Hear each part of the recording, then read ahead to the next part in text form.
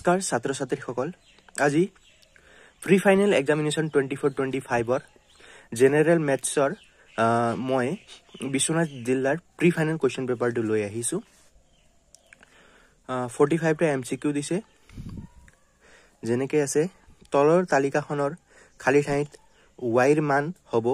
যদি হৈছে ইয়াত y ৰ মান কি হ'ব হেতু বিচাৰ কৰিব লাগে তলৰ কোনটো এটা যুগ্ম সংখ্যাৰ বৰ্গ আটাইতকৈ সৰু দুই অংকযুক্ত যৌগিক সংখ্যা আৰু আটাইতকৈ সৰু যৌগিক সংখ্যাৰ লসাগু হল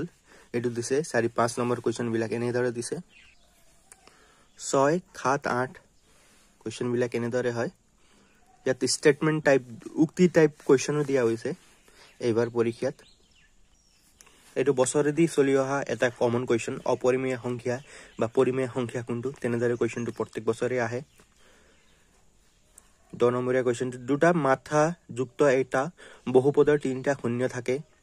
স্টেটমেন্টটো ইয়াৰ কোনটো শুদ্ধ হয় বা তিনটা মাথা যুক্ত এটা বহুপদৰ দুটা শূন্য থাকে ইয়াৰ চাৰিটাৰ ভিতৰত একটা তোমালোকে কোনটো উক্তি শুদ্ধ হয় এই যে তোমালোকে লিখিব লাগে 11 নম্বৰ কোৱেশ্চন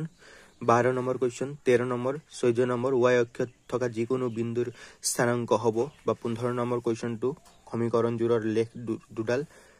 আপোনালোকে ক'ব লাগে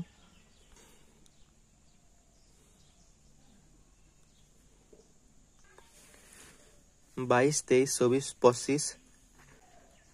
ত্ৰিকোণমিতিৰ পৰা দিছে ইয়াত আকৌ বৃত্তৰ আটাইতকৈ দীঘল জিঅ'ডালক কোৱা হয় ব্যাসাৰ্ধ ব্যাস চাপ মুখ্য চাপ চাৰিটা ভিতৰত কোনটো শুদ্ধ হ'ব আপোনালোকে ক'ব লাগে মেট্ৰিক এক্সাম অহাৰ আগতে আপোনালোকে বিভিন্ন জিলাসমূহৰ প্ৰি ফাইনেলৰ কোৱেশ্চন পেপাৰ লৈ পেলাই যিমান পাৰে আপোনালোকে প্ৰেক্টিস কৰি যাব যিমান পাৰে প্ৰেক্টিস কৰি যাব যেনেদৰে আমি প্ৰতিযোগিতামূলক পৰীক্ষাৰ বাবে মক টেষ্ট লওঁ তেনেদৰে আপোনালোকে বিভিন্ন জিলাৰ কোৱেশ্চন পেপাৰ লৈ পেলাই আপোনালোকে নিজকে টেষ্ট কৰি থাকিব নিজকে টেষ্ট কৰি থাকিলে আপুনি গম পাব যে কোন কিমান আপোনাৰ সিলেবাসটো কমপ্লিট হৈছে তেনেকুৱা ধৰণৰ আপোনালোকে পাই থাকিব সেই কাৰণে যিমান বিলাক কোৱেশ্চন বিলাক পাব মই আপোনালোকক আপলোড কৰিয়ে থাকিম বিশ্বনাথ জিলাৰ অন্যান্য জিলাৰ চাই থাকক আৰু নিজকে প্ৰেক্টিস কৰি পেলাই এজন ভাল ৰিজাল্টৰ পিনে আপোনালোকে গৈ থাকক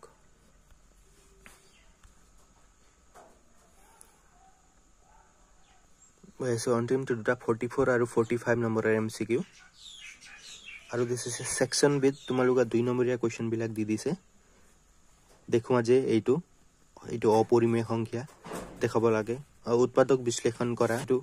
48 ৰ এবিসি ত্ৰিভুজৰ যদি কোণ বি সমকোণ এবিলে অংক কৰিব লাগে 49 ইফ যদি tan থিতা সবিতা আৰু হামিতা বন্ধু দুই গৰাকী আৰু এটা ৰৈখিক সমীকৰণ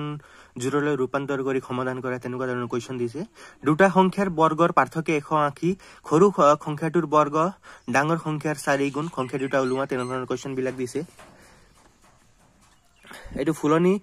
এডাৰত প্ৰথম শাৰীত 23 জোপা দ্বিতীয় শাৰীত 21 জোপা আৰু তৃতীয় শাৰীত 19 জোপা ইত্যাদিকৈ গোলাপ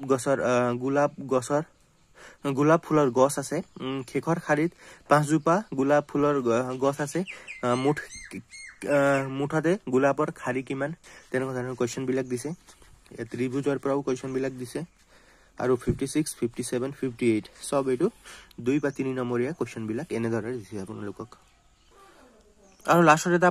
মাধ্য নিৰ্ণয় কৰিবলৈ দিছে আৰু লগতে এটো এটা কোৱেশ্চন দিছে এবিসি ত্ৰিভুজ আঁকি পেলাই যি বুলি ইয়াত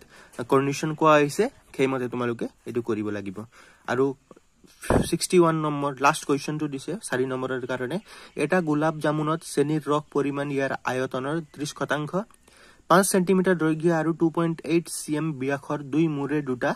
অৰ্ধগোলক যুক্ত বেলুন আকৃতিৰ 45 টা গোলাপ জামুন কিমান ৰস থাকিব নিৰ্ণয় কৰা এই যে তোমালোকে কৰিব লাগিব মই এনেকুৱা ধৰণৰ বিভিন্ন জিলাসমূহৰ কোৱেশ্চন বিলাক লৈ আহিম তোমালোকে এইবোৰ চাই প্ৰেক্টিস কৰি থাকিবা